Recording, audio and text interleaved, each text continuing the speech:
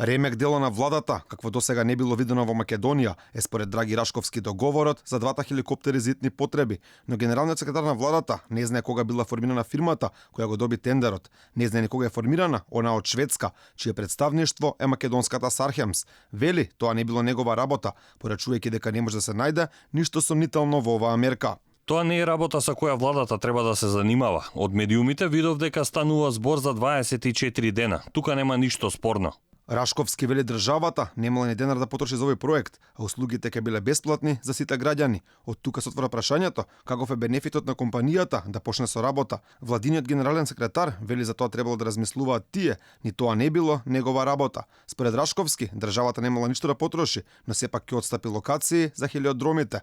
На голем брой новинарските прашања, Рашковски немаше прецизен одговор. Опозицијската ВМРО ДПМН обвинува за молк од владата. Целиот проект смрди на криминал.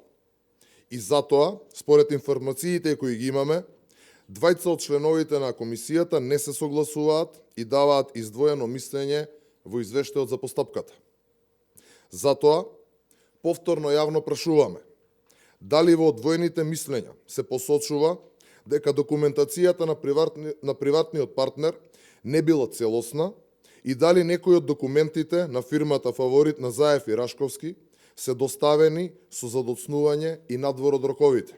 Инаку, релативно нови се и двете компании вклучени во оваа сделка. Македонската Сархемс е основана само 24 дена пред владата да го објави огласот за хеликоптерите, додека шведската компанија е формирана во 2017 година.